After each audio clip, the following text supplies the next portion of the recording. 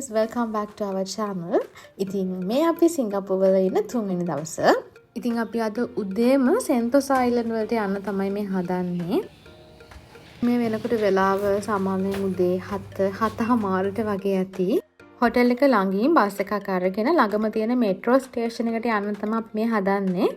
මේ හස්බන්ඩ් පේනන්නේ යාගේ travel card එක.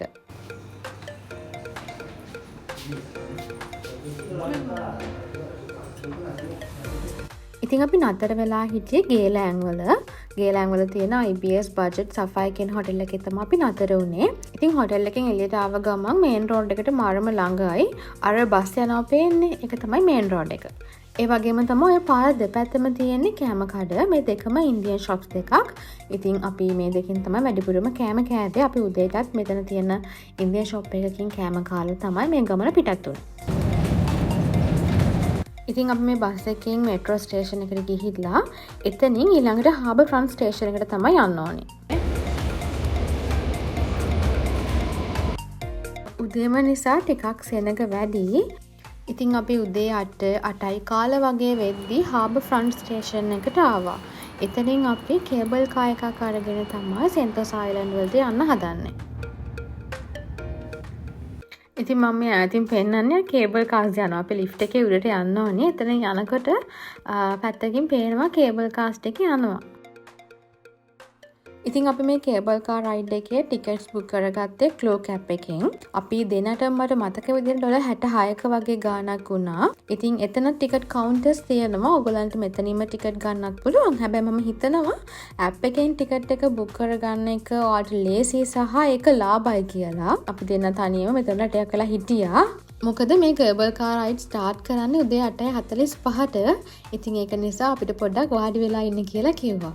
මේ වෙනකොට වෙන කවුරුත්ම ඇවිල්ලා හිටියේ නැහැ. හැබැයි අපි ඇවිල්ලා ටික වෙලාවක් යනකොට තව දෙතුන් දෙනෙක්ම මෙතනට ආවා. ඔන්න ඉතින් අපි දෙන්න තමයි අද මුලින්ම කේබල් කාර් රයිඩ් එක යන්න හදන්නේ. චණ්ඩිය වගේ ගියාට මොකද මට නම් ටිකක් බය හිතුණා. මොකද මේක මගේ ෆස්ට් කේබල් කාර් රයිඩ් එක. ඉතින් ඒක නිසා ඇත්තටම ටිකක් බයෙන් තමයි මේ ගමනේ ගියේ. හැබැයි ටිකක් දුර යද්දි බය නැති වෙනවා. මොකද වටපිටාව මාරම ලස්සනයි. ඒ ටික බල යන්න පුළුවන්. ඉතින් මොකද මේ කේබල් කාර්ස් හරි හිමීට තමයි යන්නේ.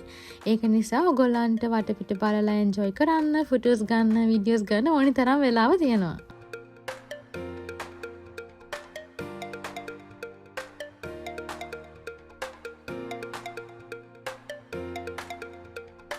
ඉතින් මේ පේන්නේ ඇතින් හාබර් ෆ්‍රන්ට් ස්ටේෂන් එක. එතනින් තමයි අපි ආවේ. මේ කේබල් කාර් ස්ටාර්ට් කරන්න එතනින් නෙමෙයි. කේබල් කාර් ස්ටාර්ටින් පොයින්ට් එක තියෙන්නේ මවුන්ට් ෆීබර් පීක් කියන තැන. ඉතින් ඔයාලට එතනින් ඉඳන් කෙලින්ම කේබල් කාර් එකේ එන්නත් පුළුවන්. හාබර් ෆ්‍රන්ට් ස්ටේෂන් එකෙන් ඉඳලා ඊට පස්සේ සෙන්තෝසා අයිලන්ඩ් වලට කේබල් කාර් එක ගන්නත් පුළුවන්. මොකද මේ දෙකේම ගානේ වෙනසක් නැහැ. හැබැයි ඔයාලා මේ ස්ටාර්ටින් පොයින්ට් එකටම යනවා නම් එතනට යන්න වෙන්නේ එක්ක පායෙන් එහෙම නැත්නම් ටැක්සි එකක් අරගෙන.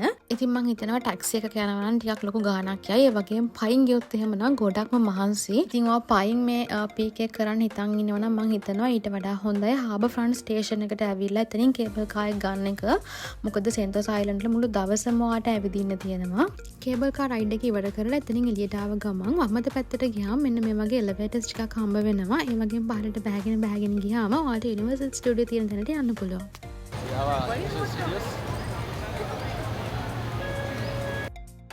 යුනිවර්සල් ස්ටුඩියෝ එකේ ටිකට්ස් අපි බුක් කරගත්තේ ක්ලූ කැප් එකෙන්. අපි දෙනටම සිංගප්පූරු ඩොලර් 152ක් වගේ ගියා මේ ටිකට්ස් වලට. අපි උදේම ආව නිසා මෙතන ගොඩක් සෙනග හිටියේ නැහැ. ඒ නිසා අපි ෆොටෝස් ටිකක් එහෙම අරගෙන ඊළඟට එන්ට්‍රන්ස් එක පැත්තට ගියා. යුනිවර්සල් ස්ටුඩියෝස් ඔය යනවා නම් මේගොල්ලන්ගේ එක්ස්ප්‍රස් පාස් එකකුත් තියෙනවා. ඒක ගන්නත් පුළුවන්. ඒකේ ටිකට් ප්‍රයිස් එක අපි ගියපු දවස්වල නම් ඩොලර් 220ක් වගේ වුණා දෙන්නටම. මෙතන ස්ටාර්ටින් ටයිම් එක තියෙන උදේ 10යි. ඉතින් අපි ටිකක් වෙලා ඉඳලා ඊට පස්සේ අතුරට ගියා. Wait, Thank you. ඉතින් මේක ඇතුළට ආවහම නම් නිකන් එකපාර වෙනම ලෝකයකට ගියා වගේ. මේකේ තියෙන මේ කලර්ස්, එතකොට මියුසික්ස්, මේ බිල්ඩින්ග්ස්, මේ හැමදේම හරිම ලස්සනයි. ඉතින් ඔයගොල්ලෝ මෙතන එන්ටර් වුණ ගමන් ෆොටෝස් මුකුත් ගගහ ඉන්න එපා. මොකද රයිඩ්ස් ටික ස්ටාර්ට් කරන නිසා පුළුවන් තරම් ඉක්මනට යන්න. නැත්නම් කිව් එක වැඩි වෙනවා. ආපහු ඔක්කොම රයිඩ්ස් ටික ඉවර කරලා එනකොට ඕන තරම් ෆොටෝස් ගන්න පුළුවන් ඔයගොල්ලන්ට. ඒ වගේම Universal Studios app එක තියෙනවා. ඒක download කරගත්තොත් එහෙම එක එක rides වල ඔයගොල්ලෝ කොච්චර waiting time එකක් ඉන්න ඕනේද කියන ටික බලා ගන්න පුළුවන් සහ ඒගොල්ලන්ගේ show start වෙන time ඒවා ඔක්කොම app එකේ ඔයගොල්ලන්ට පෙන්නනවා. ඉතින් අපි දෙන්නත් මේ වටපිට බල රයිඩ්ස් ටික ස්ටාර්ට් කරන දිහාට තමයි මේ යන්නේ. මොන රයිඩ් එකේද මුලින්ම යන්නේ කියලා අපි තාම ඩිසයිඩ් කරලා නැහැ. ගිහින් බලමු මොකද්ද මුලින්ම යන රයිඩ් එක කියලා.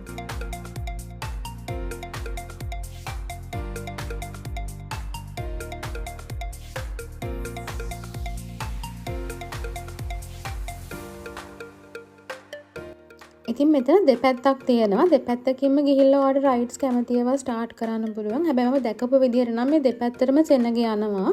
ඒක නිසා ඒකේ ලොකු වෙනසක් නැහැ. හැබැයි ඉතින් ඔයා ඉක්මනට ගියොත් එහෙමනම් ඔයාලට queue එකේ ඉස්සරහටම යන්න පුළුවන්.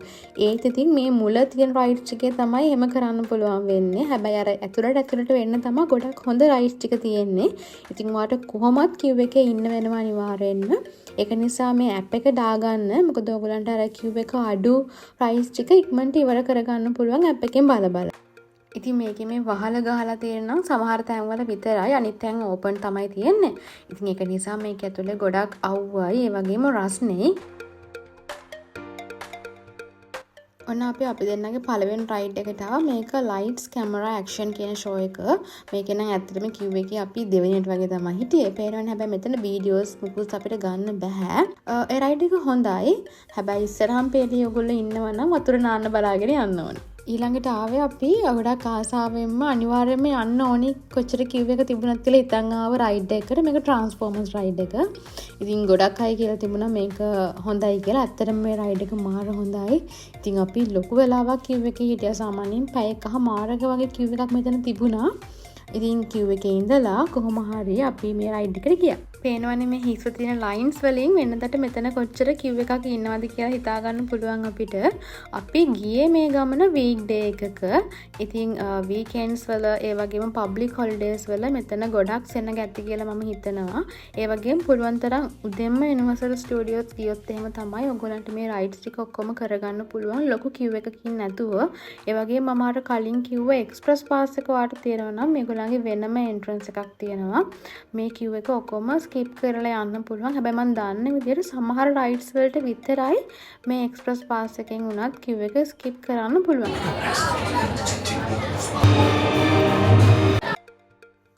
ඉතින් අපිට use කරන්න මෙතන 3D glasses මෙයාලා තියලා තියෙනවා. ඉතින් මෙතනින් glasses දෙකක් තෝරගත්තේ කැඩලා හැම නැති හොඳ glasses දෙකක් ඔයගොල්ලන්ට කැමති විදිහට තෝරලා අරගන්න පුළුවන්.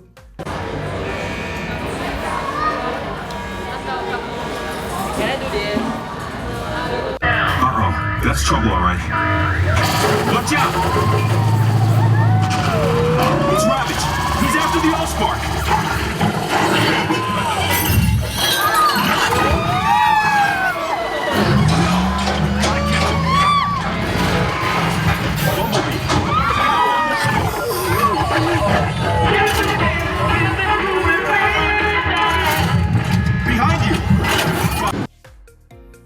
ඉතින් මේ රයිඩ් එකේ මුල ටිකේ තමයි මම පොඩි වීඩියෝ එකක් ගත්තේ.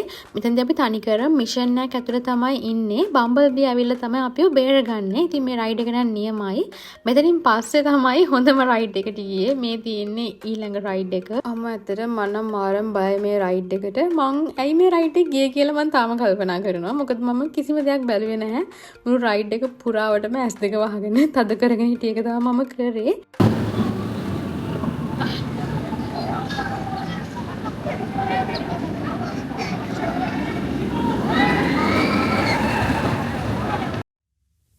ඇහුණනේ කට්ටිය කෑ ගහලා මාත් ඔය වගේ කෑ ගහලා තමයි ගියේ.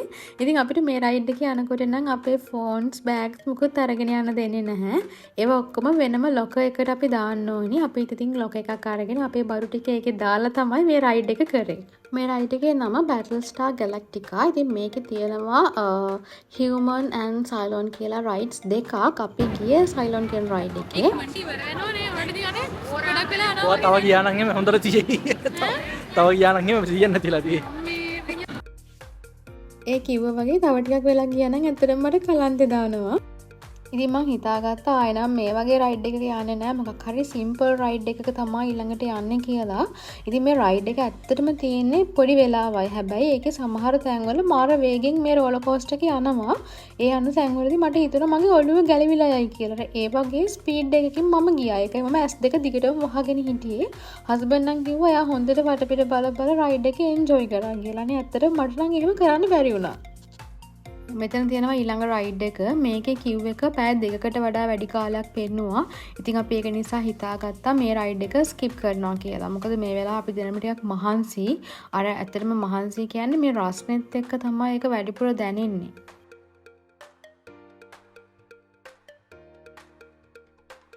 ඉතින් හස්බන්ඩ් මේ ඇප් එකේ බලන්නේ ඊළඟට කිව් එක අඩු අපිට ලේසියෙන් කරන්න පුළුවන් රයිඩ් එකක් මොකක්ද තියෙන්නේ කියලා. ඇත්තටම හැම එකෙම වගේ ලොකු කිව් එකක් පෙන්නනවා. ඊළඟට අපි ගියේ මෙන්න මේ රයිඩ් එක. මේක ට්‍රෙෂර් හන්ටර්ස් කියන රයිඩ් එක. හැබැයි මේ රයිඩ් එකේ නම් ඇත්තටම මුකුත්ම බය වෙන්න දෙයක් නැහැ. මෙන්න මේ වාහනේට නැගලා වටපිට බල යන්න තමයි තියෙන්නේ. ඉතින් අපි ඇවිල්ලා ටික වෙලාවක් යද්දි මේ රයිඩ් එක නතර කරා. ඒගොල්ලන්ගේ මොකක් හරි ටෙක්නිකල් ඉෂුව එකක් ආවා මං හිතන්නේ. ඊට පස්සේ හැබැයි ටෙක්නීෂියන්ස්ලා ඇවිල්ලා ඒක ඉක්මනට හදලා දුන්නා. විනාඩි 10ක් වගේ ඇතුළත ආයෙත් මේ රයිඩ් එක ඕපන් කරා. ඉතින් මම හිතුවේ මුලින්ම මේ අපිට ආපහු හැරලා යන්න වෙයි කියලා.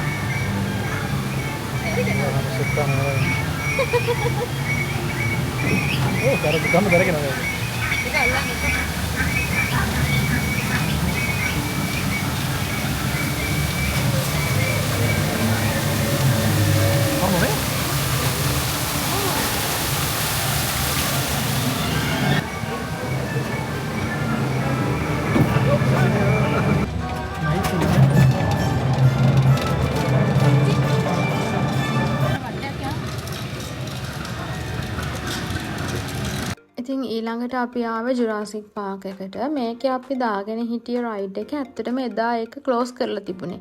ඒක නිසා ඇත්තටම අපි වෙන රයිඩ්ස් මුකුත් කරේ නැහැ ජුරාසික් පාක් එක ඇතුලේ.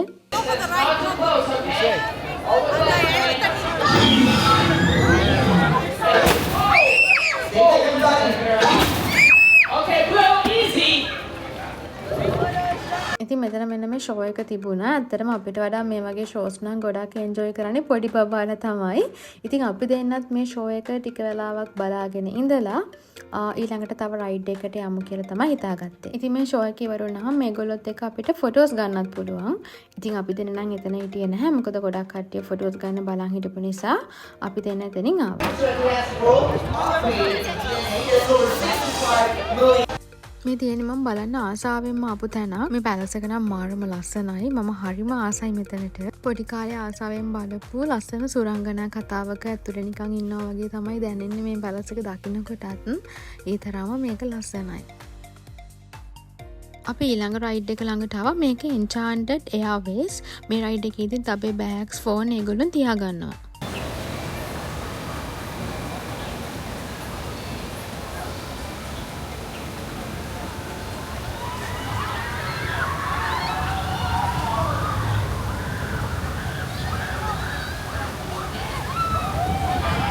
කට්ටිය කෑ ගහලා ඇත්තටම මං හිතෙනවා මේ රයිඩ් එකේ හැම බය හිතේ කියලා.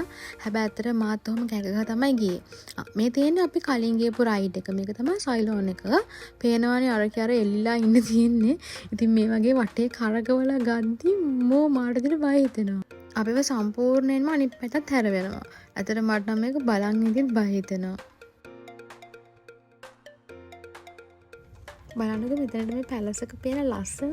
ඇත්තට මට මෙතනට නම් ආය යන්න හිතෙනවා. අපි මෙතනදී ෆියෝනාවත් දැක්කා. ඒක නම් රෙකෝඩ් කරගන්න බැරි වුණා හැබැයි.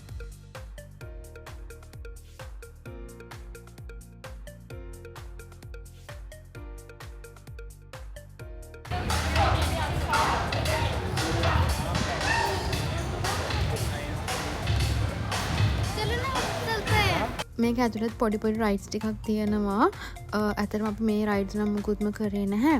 මොකද අපි ඊළඟට ඕෂන් ඒරියම් එකට යන්න හිතන් ඉන්නවා. ඉතින් අපි ඕෂන් ඒරියම් එකට යන්න ප්ලෑන් කරේ හවස 3ට. හැබැයි මේ වෙනකොටත් හවස 3:00මාරත් පහු වෙලා. ඒක නිසා අපි හිතාගත්තා මේ ටික ඉක්මනට බලලා ඊළඟට ඕෂන් ඒරියම් පැත්තට යන්න. ඇත්තට මෙන්න මේ රයිඩ්ස් නම් පොඩි බබාලට හරිම හොඳයි. ඉතින් මේ වගේ ලස්සන ෆොටෝස් ගන්න පුළුවන්. අපි ෆොටෝස් කීපයකුත් ඉක්මනට අරගත්තා.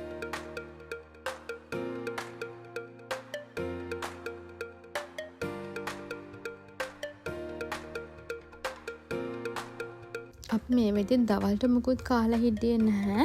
හැබැයි සැරින් සැරේ ඩ්‍රින්ක්ස් එහෙම අරගෙන බිව්වා.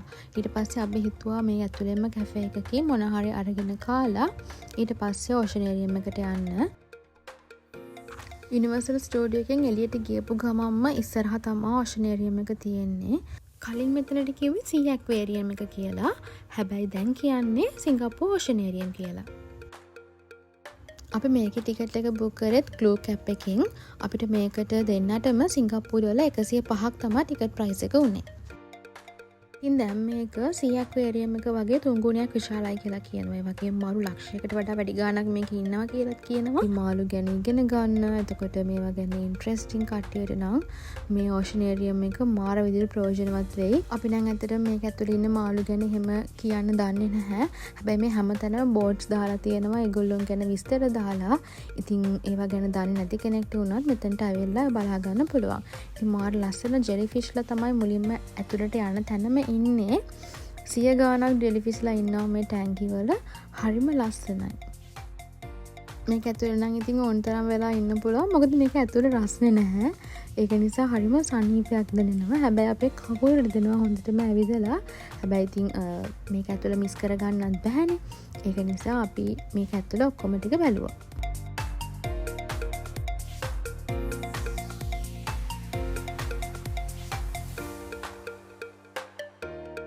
ඉතින් මේකේ මුල් හරියම තියෙනවා මාළු පරිණාමය වුණ විදිහ ගැන.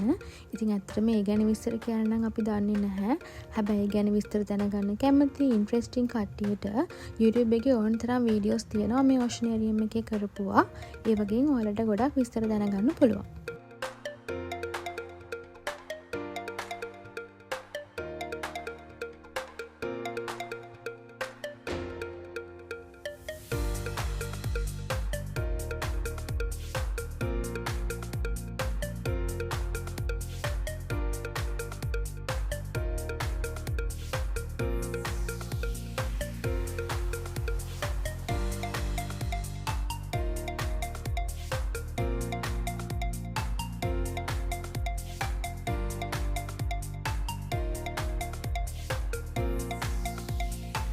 ඒ වගේම ලයිව් කොරල් එහෙමත් ඔයගොල්ලන්ට මෙතනින් බලා ගන්න පුළුවන්.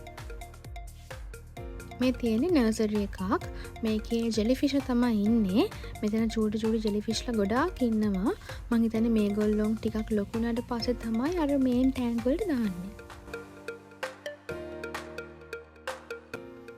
මේ තියෙන සිංගප්පූර් ඕෂනේරියම් එකේ තියෙන ලොකුම ටැංක් එක.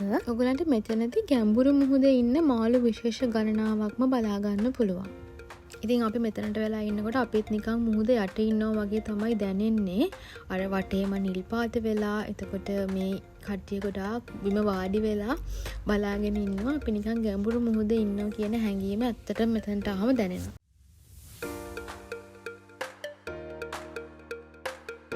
අපි දෙනත් ටික වෙලාවක් බිම වාඩි වෙලා මේ මාළු ටික දිහා බලාගෙන හිටියේ. අපි දෙනත් නිකන් නිල් පාට වෙලා තියෙන්නේ. අපිට ඉස්සරහින් තියෙන විව් එක වෙන්නන්නද? නිසන හරිම ලස්සනයි. පේනවනේ දර මාළුවක්. මේ මාළු මාරම ලොකුයි. හරියට නිකන් පිටසක්වල යනාවක් යනවා වගේ කියලා තමයි මට නම් හිතෙන්නේ. අපි මෙතන ගොඩක් වෙලා වාඩි වෙලා හිටියා. ඉතින් ඇත්තටම මේ මාළු දිහා බලන් ඉන්න එකත් එක විදිහකට භාවනාවක් කියලා කියනවනේ. ඇත්තටම මේ මාළු ටික දිහා බලන් ඉන්න එක නම් ඇති වෙන්නේ නැහැ. කොච්චර බලන් හිටියත් මදි කියලා තමයි හිතෙන්නේ.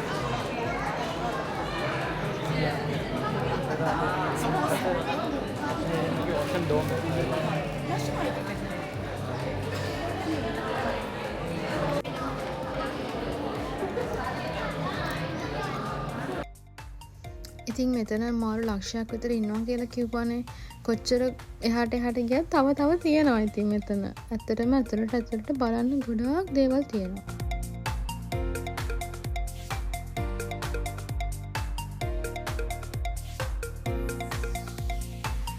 ඉතින් මේ කොටස හදලා තියෙන්නේ මුහුදු පතුල විදිහට.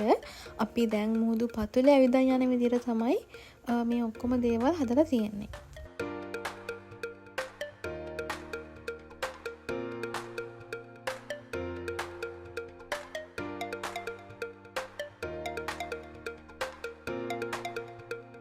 ඉතින් මම කලිනුත් කිව්වනේ මේක ඇතුලේ ඉන්න මාළු ಜಾති ගැන ඒ දේවල් ගැන හැමදේම ඒගොල්ලෝ ස්ක්‍රීන් දාලා ඒ ඔක්කොම විස්තර කරලා තියෙනවා කියලා.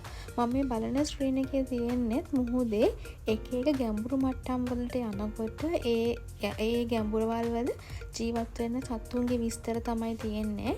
ඉතින් අපි වගේ මුකුත්ම දන්නේ නැතුව මේව බලන්න ආපු කෙනෙක්ට උනත් පොඩි හරි අයිඩියා එකක් ගන්න පුළුවන් වෙන විදියට මේගොල්ලෝ මේ ඔක්කොම හදලා තියෙනවා. ඉතින් අපි මුළු ඕෂන් ඒරියම් එකම බැලුවා.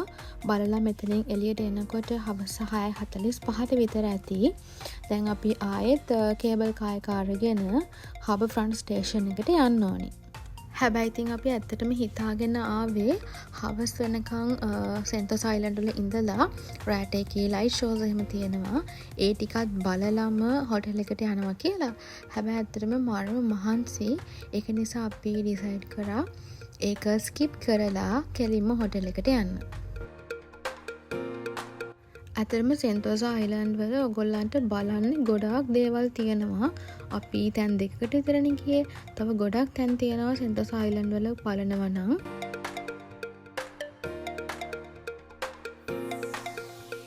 දැන් වෙලාව හවස 7ත් පහුවෙලා. හැබැයි පේනවනේ හොඳටම එළිය තියෙනවා. හැබැයි අපිට මේ කේබල් කාර් එකේ යන ගමන් ලස්සන සන්සෙට් එකක් බලා ගන්න පුළුවන් වුණා.